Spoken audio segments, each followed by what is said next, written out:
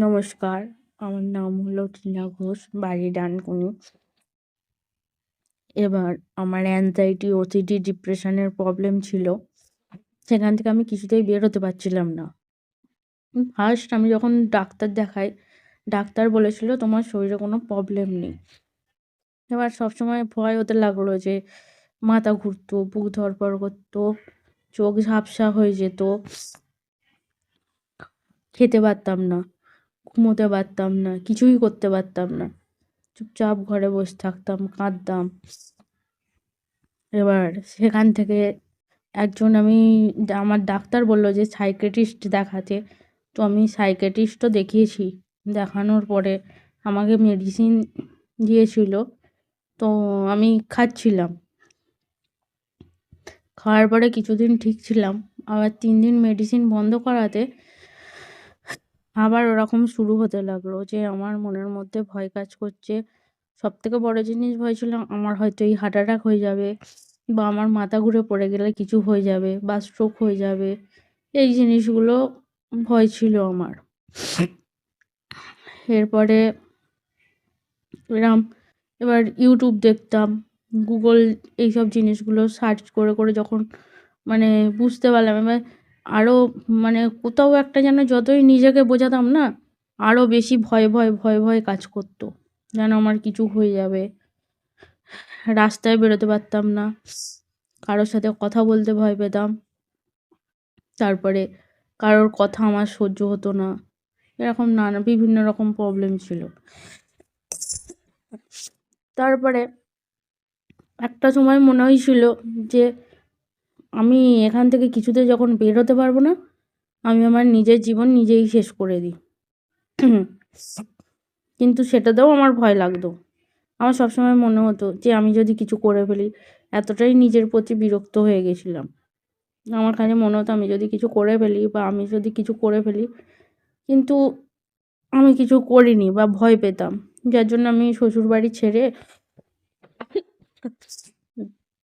মায়ের কাছে গিয়ে থাকতাম। শরীরে এমনি জ্বর সর্দি হলে তখন আমার খুব ভয় লাগতো যে এটা হচ্ছে, এটার জন্য আমার কিছু হয়ে যাবে না তো, বা আমি মারা যাবো না তো,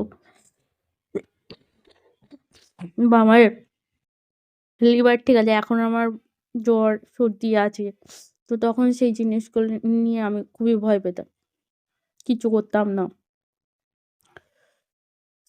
তারপরে এরকম একদিন এই ইউটিউব সার্চ করতে করতে আমাদের টক ইওর মাইন্ড যে চ্যানেলটা আছে, সাবিরদাকে আমি দেখি, এবং ওনার সাথে হোয়াটসঅ্যাপে আমার কন্ট্যাক্ট হয়ে এবার সেখান থেকে সাবিরদা আমাকে বিশাল গাইড করেছিল, রোজ রোজ ফোন করা আর করা।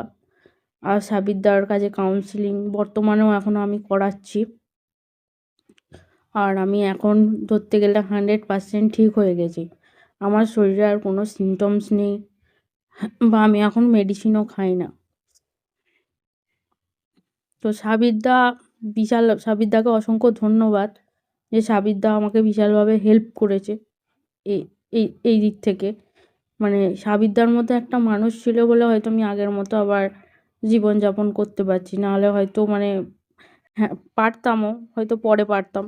সাবিরদা এসে মানে 1 মাসের মধ্যে আমি অনেকটাই সুস্থ। যেন মনে হতো মাঝে মাঝে যে আমি পাগল হয়ে যাব, এই পাগল হয়ে যাব না তো, বা এমন সবথেকে বড় জিনিস যেটা ভয় ছিল, যে আমি আমার মেয়েকে পর্যন্ত সামনে রাখতাম না। মনে হতো আমি যদি ওকে কিছু করে ফেলি, বা টিভিতে যদি কিছু হতো সেটা দেখেও আমি খুব ভয় পেতাম। টিভি ফিভি কিচ্ছু দেখতাম না। ফোন এক মানে হাতই দিতাম না ভয়েতে। তো এখান থেকে মনে হয় আপনারা ভয় পাবেন না। আপনাদের কাছাকাছি সাইকিয়াট্রিস্ট বা ডক্টর বা হাসপাতালেও দেখাতে পারেন। তো অবশ্যই কাউকে না কাউকে দেখাবেন, আর কাউন্সেলিংও করাবেন। কারণ কাউন্সেলিং না হলে আমরা সবথেকে যে জায়গাটায় বেশি ভুল করি, সেটা হচ্ছে আমরা নিজেরা নিজেদের কোনটা ঠিক করছি, কোনটা ভুল করছি সেটা তো আমরা ধরতে পারি না। আর আমাদের মনেতে সবসময় ওই ভুল চিন্তাগুলোই আমাদের ঠিক বলে মনে হয়। কিন্তু ওই চিন্তা তো আমাদের কিছু করতে পারবে না, তাই না? তো বেকার ভুল চিন্তাকে মেনে নিয়ে আমাদের উম ভয় পাওয়াটা উচিত নয়। আর আপনারাও এখান থেকে বেরিয়ে যেতে পারবেন।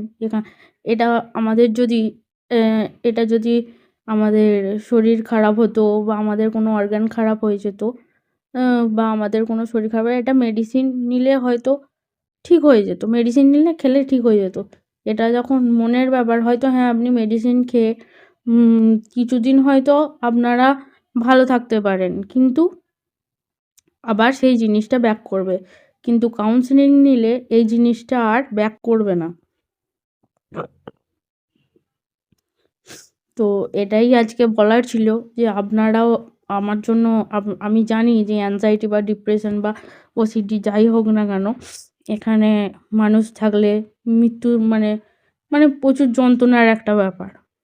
শরীর খারাপের থেকেও মানুষের মনে হয় তখন কষ্টটা একটু বেশিই হয়, অনেক বেশি হয়। আমি বুঝি নিজেকে নিজে ঠিক রাখা যায় না। সেই সময় মনে হয় যে আমার হয়তো পৃথিবীতে বেঁচে থাকার দরকার নয়। আপনারা বে উম এইসব নিয়ে একদমই কিছু চিন্তা করবেন না। আপনারা কাছাকাছি কোনো সাইকিয়াট্রিস্ট বা ডাক্তার বা হাসপাতালে মনোরোগ বিভাগেও আপনারা দেখাতে পারেন।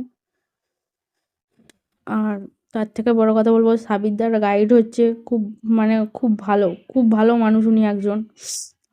আমার কাছ থেকে তো ওনাকে অসংখ্য ধন্যবাদ যে আমাকে এরকম একটা সুস্থ লাইফ দেওয়ার জন্য। একটা সময় ছিল আমি একা ঘরে থাকতে পারতাম না। মানে বর্তমানে আমি যে ঘরটায় বসে আছি, এই ঘরটা আমি একা থাকতেই পারতাম না। মায়ের কাছে থাকতাম। আমার ভয় লাগতো। কিন্তু সেই জায়গায় বসে আমার আর এখন কোনো প্রবলেম নেই, বা আমি সারারাত সারাদিনও একা থাকতে পারি। আমার কোনো অসুবিধাও হবে না। তো যাই হোক, সাবিরদাকে অসংখ্য ধন্যবাদ। আর আপনাদের জন্যও আমার প্রার্থনা থাকবে আপনারাও তাড়াতাড়ি সুস্থ হয়ে যাবেন।